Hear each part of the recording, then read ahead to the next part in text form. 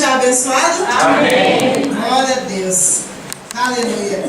Essa semana eu quero trazer algo para as nossas vidas, mas que Deus ministrou ao meu coração, que possa ajudar todo mundo também. Você já pensou em desistir? Não responde. Já pensou em parar? Sabe aquela hora que você fala, não dá, cansei, chega, não é para mim, não dou conta, não, enfim. Eu creio que todo mundo já deve ter passado por isso. Alguns mais, outros menos, mas todo mundo já deve ter passado por isso, hora ou outra. E eu sei assim que a Bíblia fala que Deus nos consola, para que nós possamos consolar outros que passam pelas mesmas questões, levando em conta que todos nós somos pertencentes a Deus. Nós entendemos a partir disso, por pertencer a Deus, entendemos que a nossa vida não é uma vida única e exclusiva para nós mesmos. Nós sabemos que Deus nos colocou nessa terra com um alvo e um propósito superior a nós mesmos. E tudo que Deus faz tem um propósito de glorificar o nome dEle, e até as lutas, as batalhas, as dificuldades e os desejos de desistir que todos nós temos, hora ou outra, vão servir de alguma forma para ajudar alguém, para ajudar uma outra pessoa que passa pela mesma necessidade, ou pelo mesmo aperto, ou pela mesma questão, e vai nos ajudar também a entender. Dá uns 5 minutos com todo mundo. Todo mundo tem aquele minuto e aquele momento de falar, não é para mim, não dou, vou parar e vou desistir. Mas, em sabendo disso, o Senhor Jesus deixou na Bíblia, escrito para a gente, diretrizes do que fazer. E uma delas foi lá em Lucas 21. O Senhor falou assim, aquele que perseverar até o fim vai ser salvo. Ou, no meio da perseverança, é que vocês vão ganhar a alma de vocês. Então, a perseverança faz parte de todo cristão. Se tem alguma coisa que você vai ter que aprender, e que todos nós vamos ter que aprender na nossa vida, é perseverar. Olha aí para o irmão do lado, para a irmã do lado, para quem está do seu lado, com aquele sorriso de Jesus que só você sabe dar. Cadê o sorriso de Jesus que só você sabe dar? Muito bem, olha, já melhorou. E olha e fala, persevera. Persevera. Persevera porque não tem outra porta, não tem outra solução, não tem uma segunda opção. A única opção que nós temos é perseverar. Ainda que todos nós sejamos tentados a desistir quando as coisas vão mal, ainda que sejamos tentados a desistir na demora no processo, na demora de respostas de coisas que estamos pedindo, ainda que somos tentados a desistir quando tudo nos aperta, persevere. Porque é na perseverança que vamos ganhar a nossa alma. E eu vejo assim que Deus não gosta tanto de quem desiste, que Ele já falou. Vão ter luta, vão ter batalha, vão ter diversidade, vai acontecer um monte de coisa. Mas Ele falou, aquele que põe a mão no arado e olha para trás, ou seja, aquele que começa e não persevera, esse não é digno de mim. Ele não falou que as lutas iam destruir a gente. Ele não, pelo contrário, ele falou que nas lutas íamos ter vitória.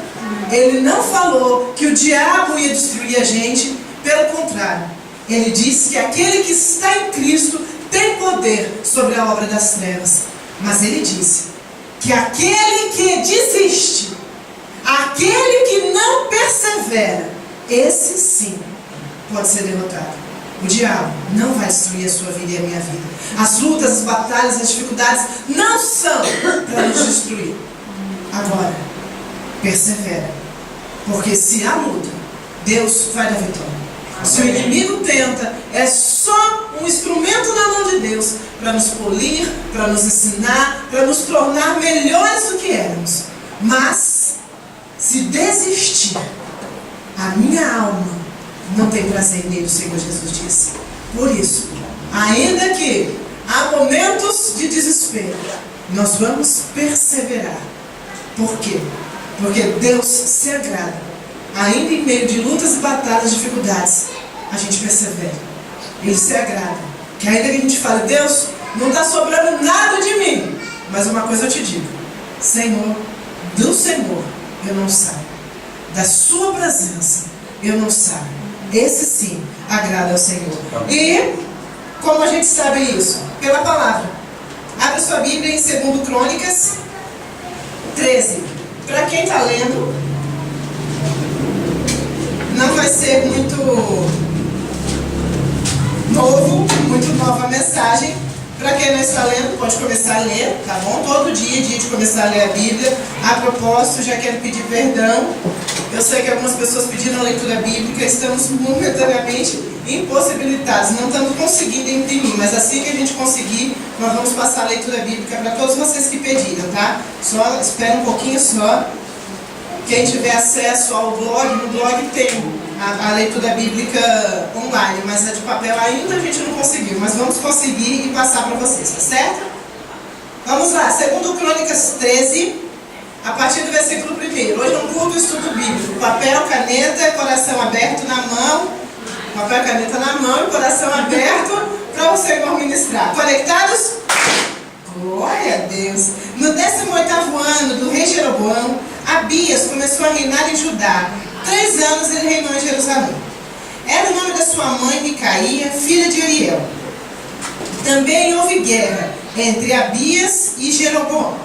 Abias foi o terceiro, né? Veio Salomão, Roboão e depois Abias. Abias foi o terceiro depois de Davi. Versículo 3. Abias ordenou uma peleja, ou seja, arrumou guerra com um exército dos valentes guerreiros, 400.000 homens escolhidos. Então Abias começou uma guerra com 400.000 homens. Escolhidos quer dizer que eram os melhores, ok? Jeroboão, no versículo 3 ainda, dispôs uma batalha com 800.000 homens valentes, guerreiros.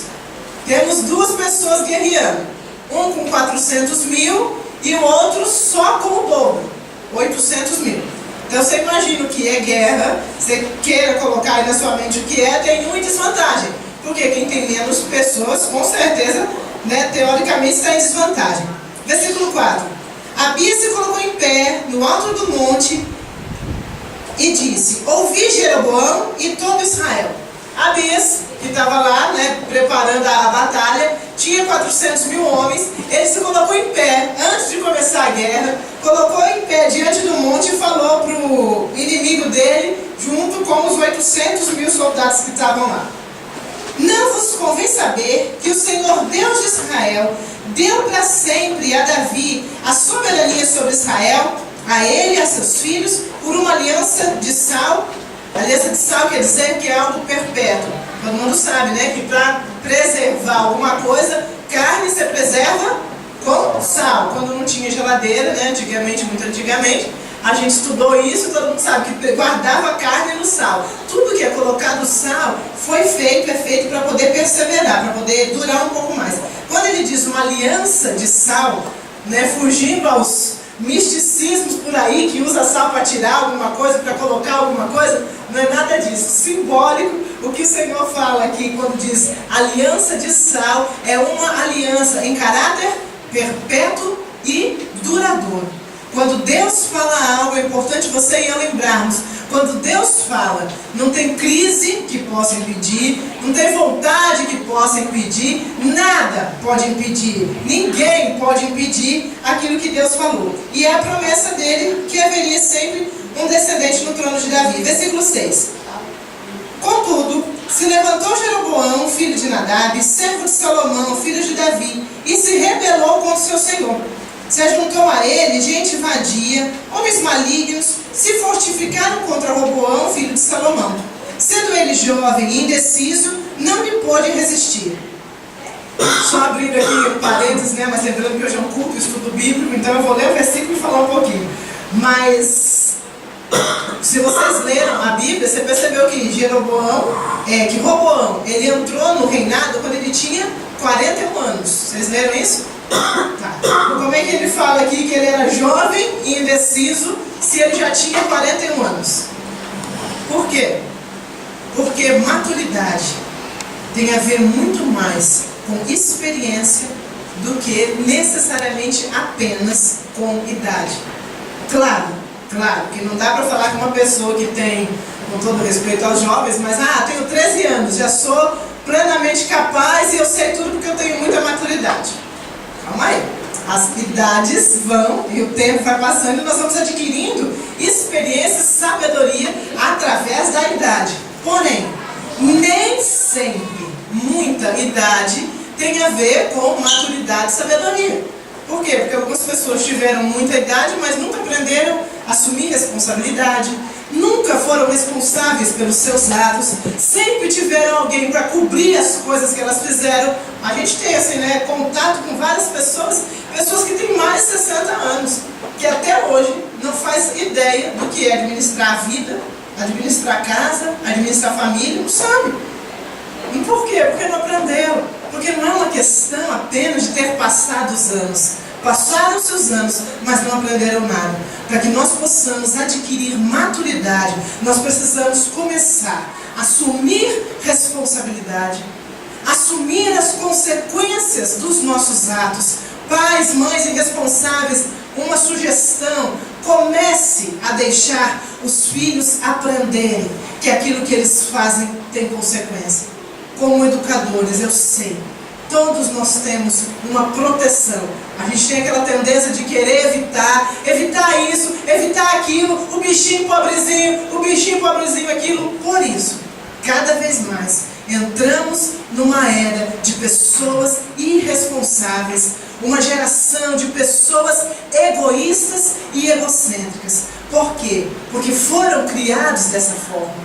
Nós, como educadores, criamos a seguinte maneira: tudo bem, você fez, mamãe cobre, papai cobre, tio cobre, todo mundo cobre, não tem problema. Um dia você aprende. Não vai aprender. Assumir responsabilidade, arcar com as consequências dos atos, faz uma pessoa madura e crescer. Sem isso, o ano passa, os anos passam, mas a gente vê um monte de adulto sem saber o que fazer. Então o Roboão era um menino de 41 anos de idade. Teve a posição de rei, porque coube a ele, assim que Salomão faleceu, coube a ele o cargo de rei. E você sabe como é que mostra a maturidade de Roboão? Quando ele tomou o reinado, algumas pessoas foram falar para ele assim: Roboão, Salomão fez muito assim, escravo, libera um pouco das cargas, libera as pessoas da escravidão, porque você vai ter mais gente ao seu lado. As pessoas mais velhas foram aconselhar Roboão. E a Bíblia fala que Roboão foi ouvir o conselho dos amiguinhos que cresceram com ele. Pessoalzinho que cresceu com ele para os bar da vida, da época, e ele foi ouvir. E a meninada dos amigos dele falaram: que rapaz, se Salomão for vir, você é rei, você pode mais, aperta mais o povo. E ele voltou com a seguinte questão: se vocês acham que Salomão, meu pai, foi duro, vocês não fazem ideia do que vai ser comigo. Eu vou ferir vocês muito mais. E com a pressão que ele impôs sobre o povo, piorou tudo. Criou-se guerras, divisões. Por quê? Porque ele não tinha maturidade, ainda que tinha cargo. Ele não tinha entendimento, ainda que tinha uma postura. Nós não nos tornamos o que nos tornamos pelos cargos que fomos colocados.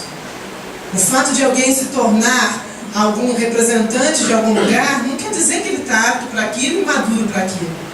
Porque algumas pessoas constituem família, não quer dizer porque agora foi pai, mãe, ou porque agora tem uma família, tem condição de crescer.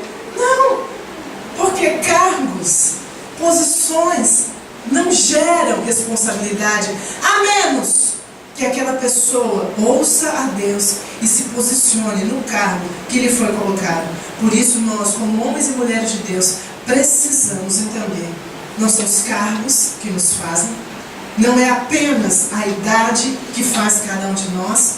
A Bíblia diz que sabedoria vem de Deus, e a Bíblia nos ensina a assumir responsabilidade, assumir e arcar com as consequências das nossas atitudes, para que cada um de nós possamos reagir de forma coerente com a nossa idade.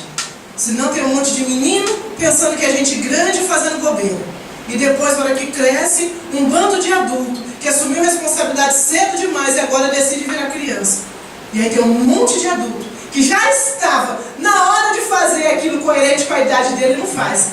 Porque perdeu-se durante as idades. Então é muito importante permitirmos que o Senhor produza em nós maturidade, que Deus produza em nós responsabilidade e que nós possamos amadurecer ao ponto de arcarmos com as consequências das nossas atitudes. Ainda que nós tenhamos pessoas do nosso lado que nos protejam, hora e outra, as pessoas não vão mais estar. Hora e outra, lá fora, como diz a expressão, lá fora, no mundo, a gente vai começar a entender que não dá mais para brincar. Que Deus nos abençoe e nos ajude a amadurecer, assumir as responsabilidades, assumir as consequências das nossas atitudes e entender que se não crescermos, vamos ser outros roupões da vida. Pessoas com cargos, com grandes cargos, com outras pessoas dependendo deles e causando mais e mais destruição. A Bíblia fala, ai da terra, cujos príncipes são meninos. Aqueles que acordam cedo apenas para fazer festa e se banquetear e esquecem do que está acontecendo. Ai daqueles que são liderados por meninos, pessoas que não aprenderam que tem que crescer uma hora ou outra. Essas pessoas que não amadurecem não quer dizer que não vão ter cargos. Eles vão ocupar cargos e vão destruir aqueles que vão estar debaixo deles. Por isso, assumir responsabilidade, tomar a rédea da nossa vida e crescer é ótimo, porque só assim nós vamos poder ver de fato e de verdade o que significa vida real. É muito importante. Voltando, versículo 8, o Salomão não é o filho de Salomão, Roboão, jovem indeciso e não pôde resistir. Trazendo aqui ainda no termo, mas não lhe pôde resistir, por quê? Porque, voltando aqui, eu ia mudar o tópico, mas não vou não. Geralmente, quando nós assumimos certa idade, em geral, o mundo cobra da gente relativo à idade que a gente tem. Só que, por crescer por fora, mas não crescer por dentro, não podemos resistir ao que o mundo fala. Por isso, algumas pessoas que se põem em cargos e elas não têm a sua maturidade, a sua experiência com Deus formada, e não tem maturidade formada, coloca cargo e começa a ouvir um, ouvir outro, aí começa a fazer mal para um, aí começa a fazer mal para o outro, aí começa a achar que manda e que manda e desmanda e que não tem ninguém maior que ele e acaba destruindo. Amados, é muito importante podermos resistir ao mundo. E para isso, temos que amadurecer espiritualmente. Quando a gente amadurece espiritualmente? Quando nós assumimos as rédeas da nossa vida espiritual. Quem é que vai ficar todo dia lá? Ei, fulano, já leu a Bíblia? Ei, você orou? Ei, o que você está fazendo no computador? Ei, o que você está fazendo no celular? Ei, o que você está fazendo na hora que não tem ninguém do seu lado? Ei, não dá para ter alguém do nosso lado todo o tempo vigiando a gente. Se nós ouvirmos a palavra, mas quando, entre aspas, não tem ninguém olhando, a gente acha que pode fazer o que quer, sabe o que vai acontecer? Um monte de menino espiritual. Pessoas que ouvem, mas nunca amadurecem. Ouvem, mas não produzem frutos. Não produz fruto, por quê? Porque não consegue resistir às tentações do mundo. Por quê? Porque não se firmou na verdade. A não ser as crianças aqui, a Emanuele, a Alice, o Cauê, a não ser as crianças que precisam dos pais falando, ei, leu a Bíblia, vamos orar, vamos ter que ir para o culto. Olha, a não ser eles, todos nós aqui temos condição de nos falar, ei, rapaz, já leu a Bíblia hoje? Ei, não pensa nisso, aí vai dar lugar para o diabo. Ei, não olha isso, daqui vai dar lugar para o diabo. Ei, a gente tem que tomar a rédea da nossa vida.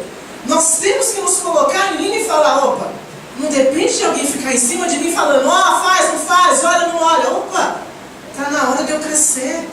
Está na hora de eu aprender com as armas que a palavra nos dá a nos firmar, a lutar contra as armadilhas das trevas.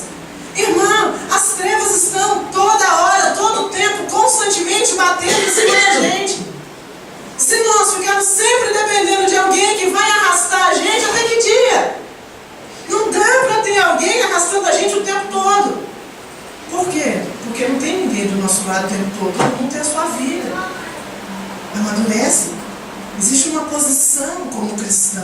Nós temos uma posição diante de Deus. Então está na hora da gente falar, opa, diante de Deus eu tenho a minha responsabilidade, a minha leitura bíblica, a minha oração, o meu zelo com Deus. Isso não depende de quem está olhando, não.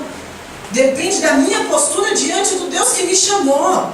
Depende da minha postura e perseverança diante do Deus que tem me chamado. Calma aí, não importa.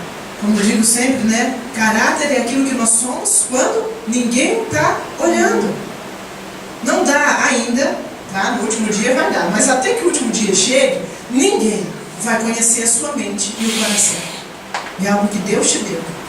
Mas é muito importante que rapidamente você coloque a sua mente em linha com a palavra de Deus.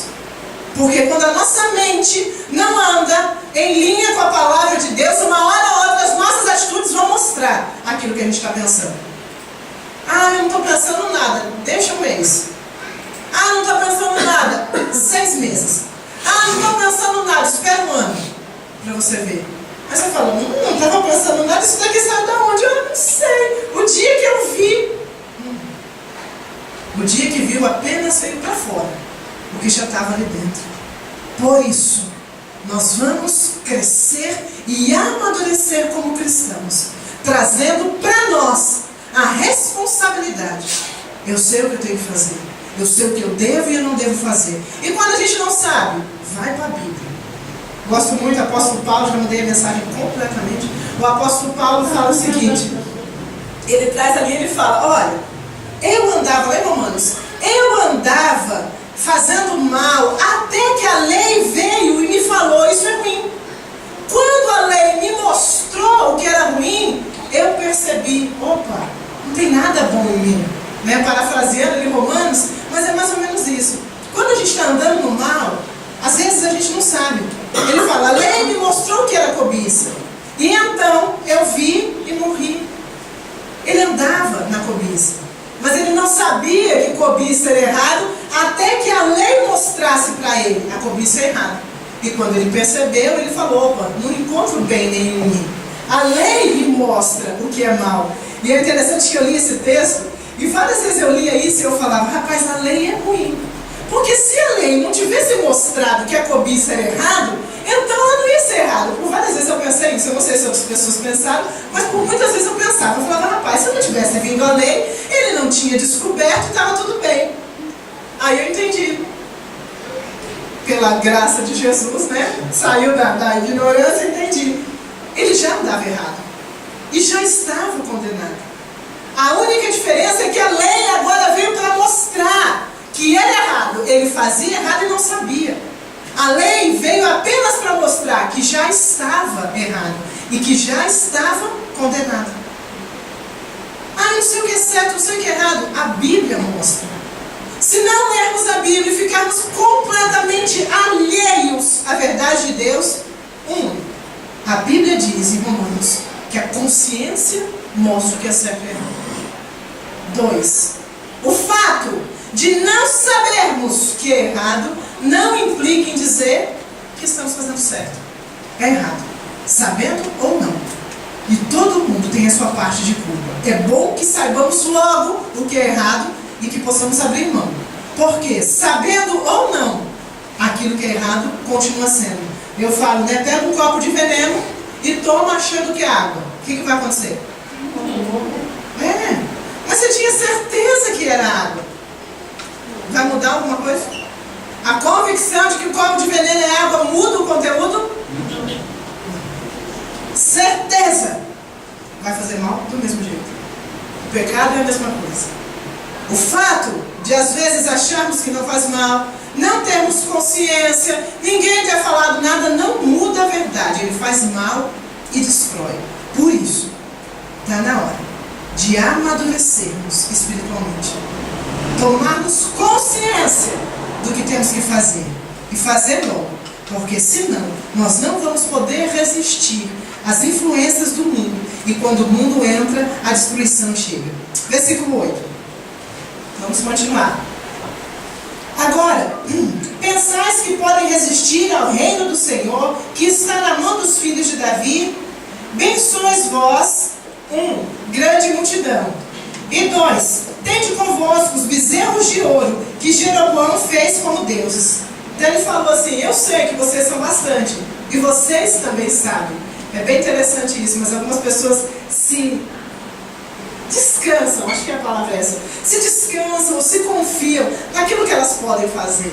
E elas acham que porque podem algumas coisas, podem tudo, inclusive afrontar Deus. Não pode. O Abias, ele fala, eu sei que vocês são bastante, eu estou vendo, é uma multidão, e vocês sabem disso. E ele fala, eu sei também que vocês adoram o bezerro de ouro e os bezerros estão aí com vocês. Eu sei também. Abrindo de novo. Você já viu pessoa que tem medo de macumba? Você já viu? Fala, não, fulano fez, o outro fez um negócio pra mim.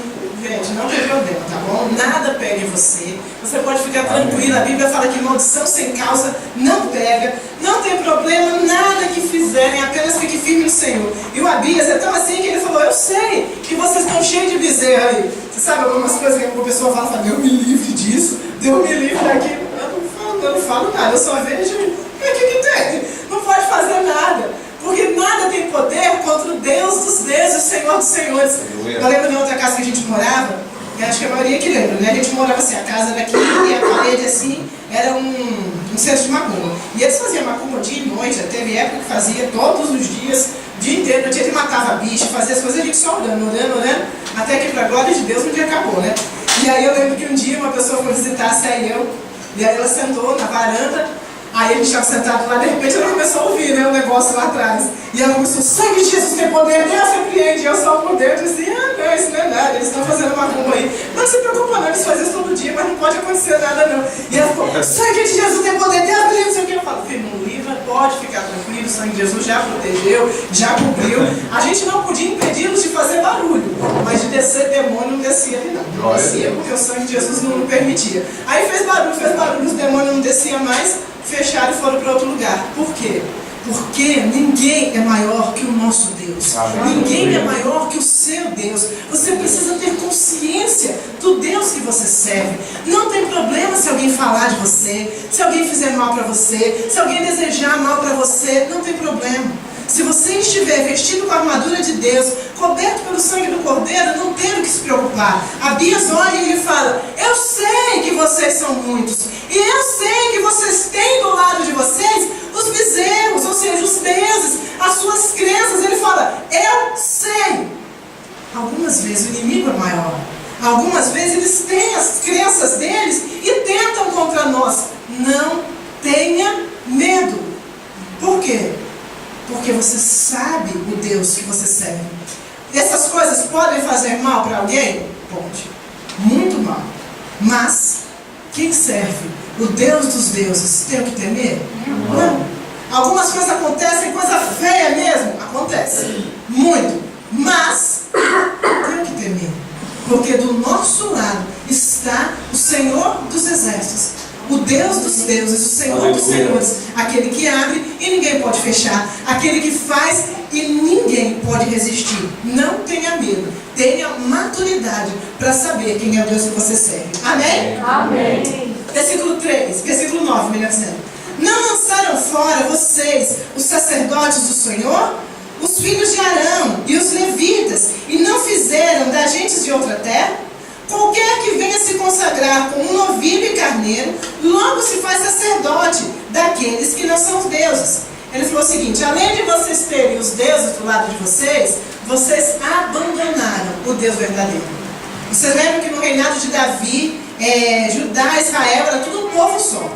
Depois da morte de Davi foram acontecendo as divisões, até que ficou o lado de Judá, sul, e Israel, norte. A partir daí a união volta só com Jesus Cristo. Mas a partir daí sempre a guerra de Judá contra Israel, Israel contra Judá. Tanto que quando você está lendo a Bíblia, você já confundiu. Você não sabe mais quem é que está fazendo guerra. Você não sabe mais se é Judá está brigando com Israel, se é Israel, os nomes do rei tudo parecido. Mas é só a gente atentar para a seguinte questão. Houve essa divisão e houve essa guerra. Deus falou que ia sempre deixar um descendente na linhagem de Davi, que veio, pelo lado de Judá, até chegar no Senhor Jesus Cristo. Essa é a parte importante da gente saber, mas é só para entender aqui que houve essa divisão. E ele falou assim, vocês eram um dos nossos, vocês adoravam a Deus, vocês seguiam a Deus. Agora, pela falta de maturidade, vocês se trocaram. Começaram a adorar outros deuses. A gente manteve, ele fala aqui, os sacerdotes da forma que Deus mandou. Ele falou, vocês não. Qualquer um que chega aí e faz um sacrifício já se torna sacerdote. Para a gente aprender, é muito importante a nossa maturidade espiritual. Por quê? Porque do nosso meio, do meio daqueles que se dizem cristãos e creem na palavra em Cristo Jesus, vão sair pessoas que não amadurecem e começam a adorar outros deuses. Um cristão maduro, ele entende o que eu falei no começo do culto. Haverão dias fáceis e dias difíceis. Um cristão maduro entende que muitas pessoas vão vir confrontar a fé deles, mas eles não saem da presença do Senhor. Um cristão maduro sabe que vamos passar por saúde e por doença, mas em nenhuma dessas circunstâncias ele larga a presença de Deus. Esse é o cristão maduro. O cristão maduro entende o que a Bíblia falou, que vamos ser tentados, vamos ser provados, ora pelo fogo, ora pela água, vamos ser traídos. Um cristão maduro entende que isso vai acontecer e ele permanece na presença de Deus. Por isso a maturidade é importante. Porque alguns não amadurecem, porque não zelam pela sua própria vida espiritual. Aí vem um confronto, fica confuso. Aí vem um milagre aqui, outro lá, uma coisa aqui, outra lá, ele sai seguindo todo mundo. Aí vem uma dificuldade, uma traição, ele já se desespera. E ele fala, não é pra mim, ai, fica doido. Calma. Somos cristãos maduros. Sabemos que o mundo jaz no maligno. Entendemos que muitos vão chegar com cara de que são de Deus e não são. Sabemos que ora vamos ter muito e ora não vamos ter nada. Nós sabemos. Mas isso não é sinal para desesperar, para abandonar a Deus ou para ir para outro lado. É simplesmente parar, orar, perseverar e esperar. Porque Deus continua no mesmo lugar. Um cristão maduro de verdade, ele passa por todas as coisas, mas ele não abandona a presença de Deus. Amém. É importante nós entendermos isso, para que a gente possa continuar caminhando. Vamos lá. Versículo 10. Porém, quanto a nós, ou seja, os cristãos maduros, o Senhor é o nosso Deus. Nós nunca o deixamos. Temos sacerdotes que ministram ao Senhor, a saber, os de Arão e levitas na sua obra. Cada dia, manhã e tarde, oferecem holocaustos e queimam incenso aromático.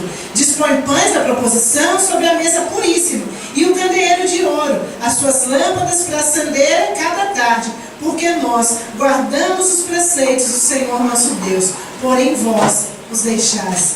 Eis que Deus está conosco na nossa frente, como também os nossos sacerdotes, tocando a trombeta, para rebate contra vós outros, ó filhos de Israel. Não peleje contra o Senhor Deus de seus pais, porque não serão bem-sucedidos. Ei, amados, ele estava numa batalha, onde aparentemente a coisa estava muito feia para o lado dele. Ele tinha metade dos soldados que o outro tinha. Só que na hora que ele entrou na batalha, ele se apegou a algo. Que se você e eu tivermos, a gente vai estar a quilômetros de vantagem. Sabe no que ele se apegou? Na perseverança que ele tinha em Deus. Ele falou, olha, a gente está numa batalha agora. Mas ele falou, eu não estou buscando a Deus nessa batalha. Eu busco a Deus todos os dias. Nós temos os sacerdotes, eles oram continuamente, mantêm o templo continuamente. Nós servimos a Deus continuamente. E ele avisa, não venha contra mim, porque eu não sou daquela pessoa que está pedindo a Deus na hora da tormenta. Eu ando com Deus todos os dias. Amém. Eu vivo com Deus todos os dias. E agora que está no momento da tormenta, você não brinca comigo, porque eu vou chamar o meu Deus e ele vai me ouvir. Não porque eu fiz uma oração de desespero, mas é porque todos os dias eu estou com ele.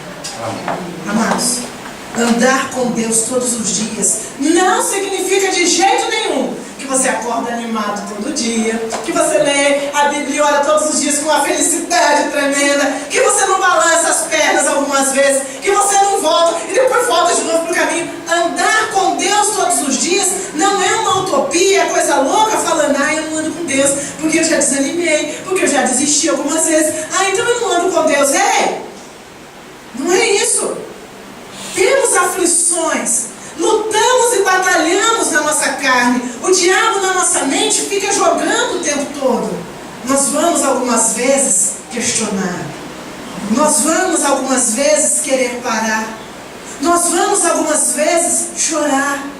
Nós vamos algumas vezes declarar, não dá mais. Nós vamos fazer isso, porque somos humanos. Mas isso não quer dizer que nós estamos com Deus e que não pertencemos a Deus. Guarde um princípio. Enquanto Judas não for revelado, não mate Pedro. O que é isso? Judas e Pedro, ambos tiveram um momento ali complicado na caminhada deles com o Senhor. Só que Judas, a Bíblia diz, que era o filho da perdição. Só que ele só foi revelado no último momento. Pedro, a Bíblia fala e mostra. Jesus fala para ele: ei Pedro, o dia que você se converter, você vai ser uma bênção, mas até lá você vai dar trabalho. E deu. Cortou a orelha do cara que não devia, não assumiu o chamado dele, ficou no meio do caminho, negou o Senhor. Mas no último dia, no último momento, ele teve um encontro com Jesus, se arrependeu e veio se tornar uma bênção. Você já pensou se fosse você e eu, num momento ali, já pegava Judas e já falava: Pedro, vai pro mesmo caminho, filho. Você não viu o que Judas fez? Vai você também. A gente ia acabar destruindo. Por quê? Porque somos homens e mulheres momentâneos, circunstanciais. Mas o Senhor espera. No último momento ele fala: Pedro, você me ama? Senhor, eu amo. Cuida das minhas ovelhas. Você me ama? Eu amo. Cuida das minhas ovelhas. Você me ama? Eu amo. Cuide das minhas ovelhas. Porque o Senhor sabia que o final de Pedro era a bênção, ainda que tenha passado por um momento na vida dele de muita dificuldade. Ele negou a Cristo, como Judas. Só que houve espaço no coração de Pedro para o arrependimento. Até que Judas seja revelado, não mate Pedro. Não desista se você está orando por alguém que está fora da presença de Deus. Porque até o último dia ainda dá tempo dessa pessoa voltar. Eu sei que algumas vezes você e eu somos Pedro. A gente nega, a gente desespera, a gente fala uma coisa e depois faz outra. Eu sei, porque somos humanos. Mas a parte importante é nunca desistir. É estar sempre na presença de Deus. É não abrir mão de vez. É não retroceder de vez. É não ir para o mundo, não. É na perseverança que vamos ganhar a nossa alma. Pedro teve humildade suficiente para encarar Jesus, para passar vergonha, para assumir diante de Jesus e diante de todos que ele estava errado. Mas quando ele assumiu, ele recebeu a bênção, a presença do Senhor, a restauração de todas as coisas. Isso é para você e para mim. Algumas vezes ficamos sim desesperados. Algumas vezes achamos: não é pra gente, vou parar, não é pra mim, eu não vou conseguir até o fim, chega, não dá mais, põe outro no meu lugar. Algumas vezes a gente faz igual Moisés, mas a gente desespera. Só que não somos orgulhosos ao ponto de virar as costas para Deus. O Espírito de Deus nos conduz ao arrependimento, nos conduz à mudança e vai nos levar à presença dele e falar: Senhor, eu sei que eu falei isso, mas me perdoe, eu queria, eu estava nervoso. Deus, me perdoe, porque você sabe naquele momento, mas Deus, me ajuda. Eu não posso viver sem a sua presença, eu preciso do Senhor. O fato é, não desista, porque ainda não é o fim. Seja quem for, continue orando, continue batalhando. O Senhor conhece aqueles que pertencem a Ele, por isso Ele sempre vai levantar alguém para orar, pedir e clamar, porque ainda que hajam momentos de desespero, não é o fim, nós vamos perseverar. Amém. Andar com Deus não significa acertar sempre, porque quando acertamos sempre somos Jesus, e se a gente é Jesus, então não tem porquê. Ele falou: eu estou mandando o Consolador, ele vai ajudar vocês, porque os dias vão apertar. Eu estou mandando ajuda, porque eu sei que a coisa vai ficar feia. Eu estou dizendo: vocês vão pecar, mas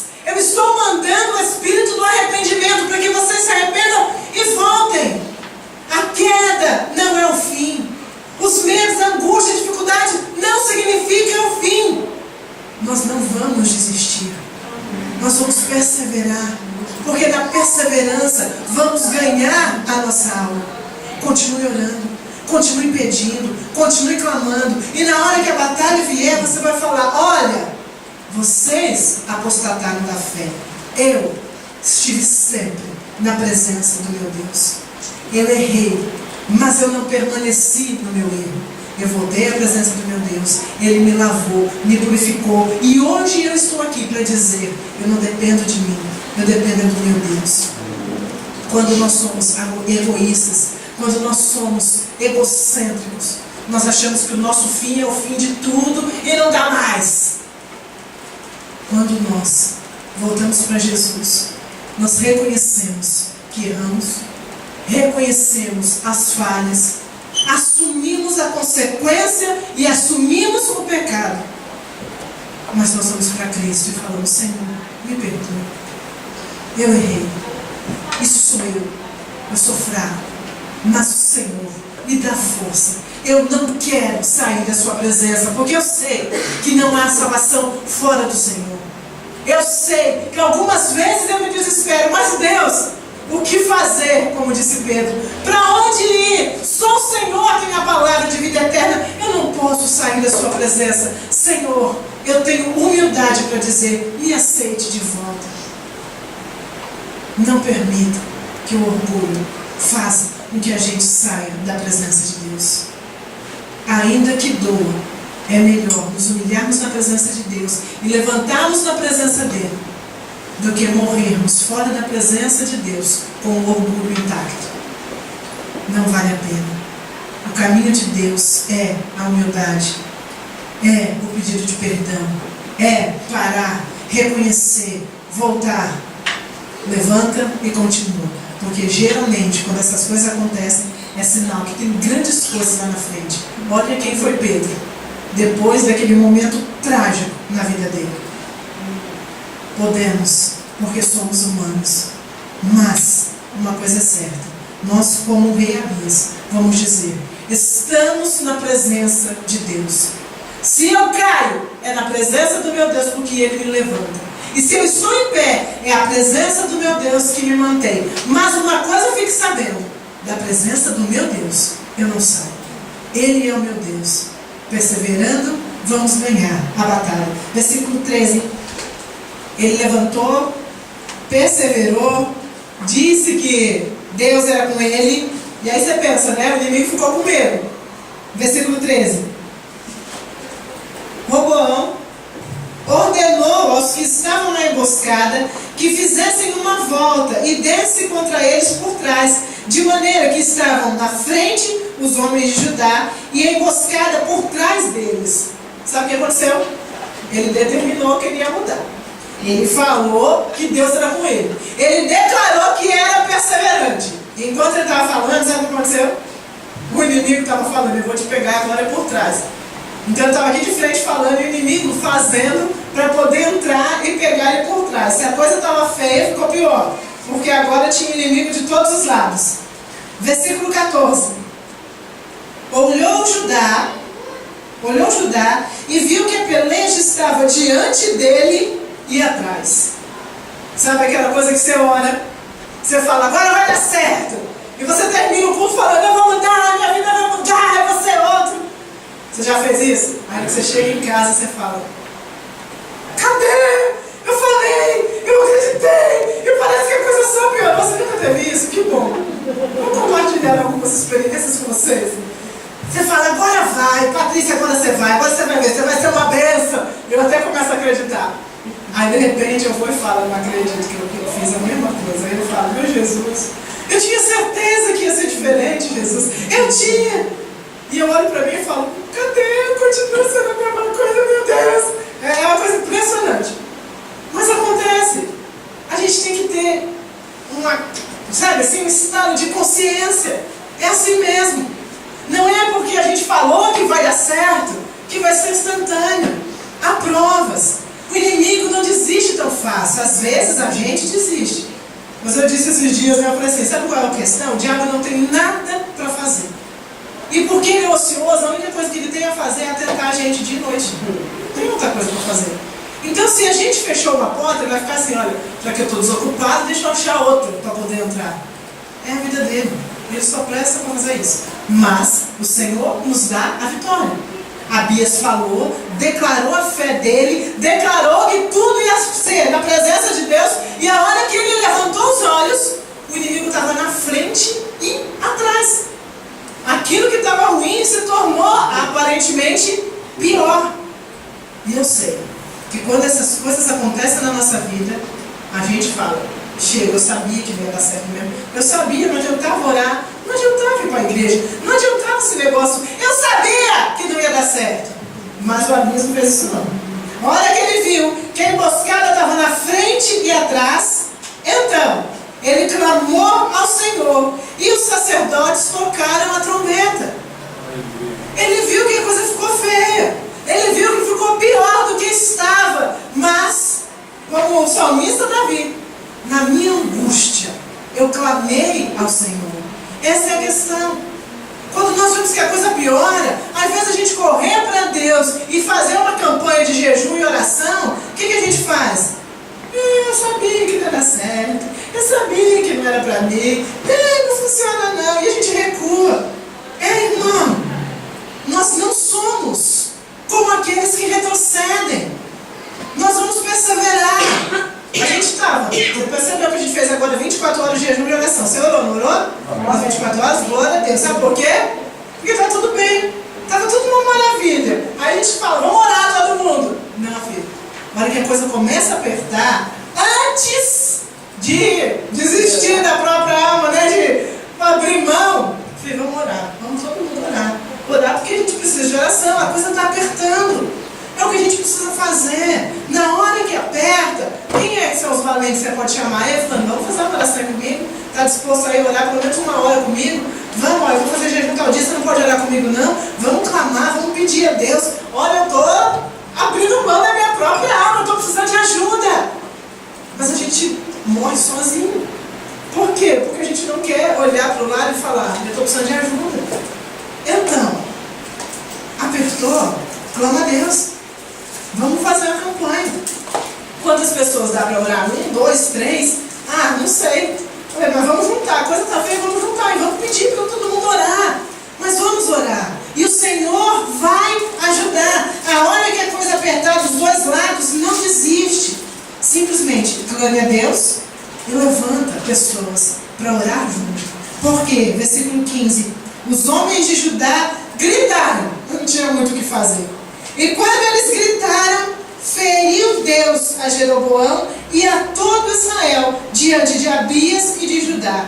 Os filhos de Israel fugiram diante de Judá, porque Deus os entregou na mão. Da maneira que Abias e seu povo fizeram grande matança entre eles, porque caíram feridos em Israel 500.000 homens escolhidos. Não é qualquer um não. Quando Deus vai dar vitória, Ele vai dar vitória sobre aqueles que parecem mais poderosos. Mataram 500.000, eles eram 400. Eles mataram 100.000 a mais do que a quantidade deles. Por quê? Porque Deus era com eles. Assim, foram humilhados os filhos de Israel naquele tempo. Prevaleceram os filhos de Judá, porque confiaram no Senhor, o Deus de seus pais. Não dá para ser diferente.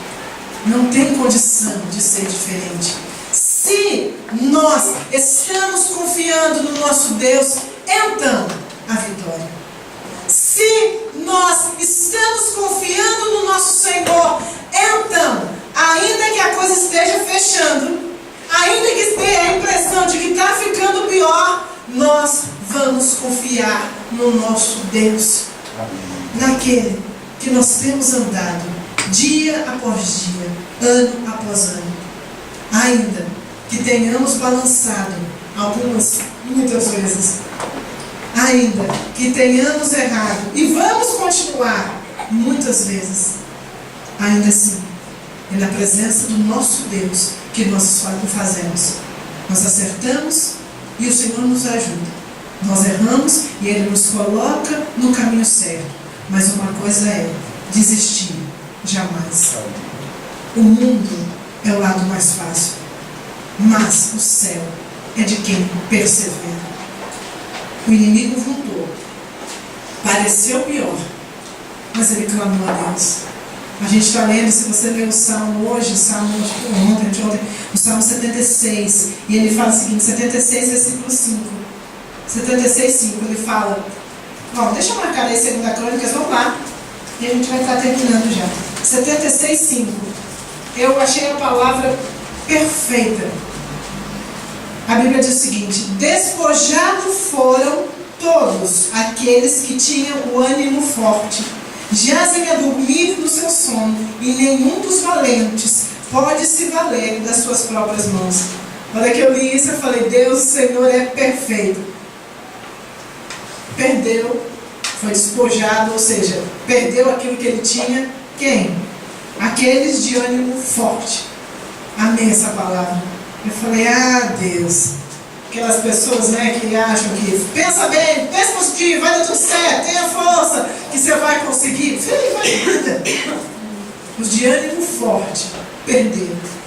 Os valentes também perderam. Porque não ganham o animado, não ganha o que pensa positivo, não ganha aquele que é forte. Só vence aquele que confia no Senhor. Amém. Ainda que tenhamos os nossos momentos, nós não temos uma vida fiada naquilo que sentimos. Não temos uma vida confiada naquilo que podemos. A nossa confiança está no Senhor, que fez todas as coisas. Deus, voltando lá em 2 Crônicas, deu a vitória porque eles confiaram. Abias perseguiu Jeroboão e o matou, e tomou a cidade de Betel com as suas respectivas vilas. Jeroboão não restaurou mais o seu poder no tempo de Abias. Feriu o Senhor a Jeroboão e esse morreu. Abias, porém, se fortificou. É assim que acontece. A luta, sim. A batalha, sim. A coisa tem hora que aperta e que dá a impressão que ficou pior do que antes, sim. Mas na luta, buscamos ao Senhor. Confiamos em Deus. Clamamos a Deus. Ouvimos a Deus. E fazemos aquilo que a gente sempre faz. Na hora que está tudo bem, ora.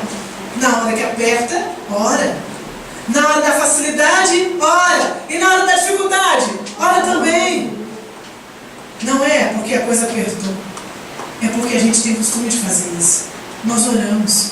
Nós pedimos a Deus. Nós lemos a Bíblia. Nós amadurecemos. Nós praticamos aquilo que a gente ouve. E assim, o Senhor, de dia a dia, tempo a tempo, vai nos dando vitória pós vitória. Amém. Com certeza, se você olhar para a sua vida hoje, você vai falar, opa, Jesus, eu estou muito melhor do que era alguns anos atrás. Glória a Deus. Mas daqui a alguns anos você vai falar, opa, Jesus, eu estou muito melhor do que aquele dia que eu achei que eu estava bem. Por quê? Porque na presença de Deus nós vamos aprendendo, crescendo, errando, levantando, aprendendo. É assim, a gente vai crescendo, a gente não para. Os erros não nos fazem parar, simplesmente nos ensinam que a presença de Deus é tudo aquilo que precisamos. Na presença de Deus, a Bíblia diz, a plenitude de alegria. Na presença de Deus, nós somos prósperos. Na presença de Deus, há liberdade. Na presença de Deus, a paz. Não há liberdade fora de Deus. Não há alegria fora de Deus. Não há prosperidade fora de Deus. Não há vitória fora de Deus. Não se preocupe, não se desespere. Vão falar? Vão. Vão questionar? Vão. Vai ter luta? Vai. Mas a vitória pertence àqueles que perseveram. Porque na nossa vida, desistir jamais. Em nome do Senhor Jesus. Vamos orar? E vamos falar com Jesus. Amém. E vamos falar, Deus, eu quis parar algumas vezes. Eu até pensei em desistir. É verdade. Deus, eu retrocedi. Deus, eu achei que não era para mim. Mas Deus, olha eu aqui de novo. O que fazer? Para onde ir? Só o Senhor tem a palavra de vida eterna. Só Ele. Ele não nos rejeita quando vamos a Ele. Ele é o Deus do perdão. Ele é o Deus da chance. Ele é o Deus. Ele é Deus. Ele é o socorro presente na hora da angústia. Ele é a força que nós precisamos. Ele entende e sempre entendeu. Mas Ele está sempre diante de nós, pedindo: não permita que o seu orgulho fale mais alto do que o meu espírito falando diante de você. Se arrependa, peça perdão e esteja na minha presença. O que fazer? Para onde ir? Não é do valente a vitória, não é do forte a vitória, não é daquele que é capacitado a vitória, não é a vitória daquele que as estatísticas dizem que vai vencer. A vitória só está naqueles que confiam no Senhor. Não há salvação fora de Deus. Não há. Que nós possamos estar na presença do Senhor essa noite e falar com Ele em nome de Jesus. Maravilhoso és tu, Senhor. Oramos o teu nome neste lugar. Tu és maravilhoso, tu és Deus.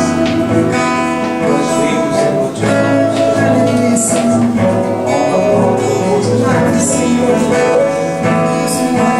Obrigado, Senhor. E arde dentro de nós. Obrigado, Jesus. Arde dentro de nós.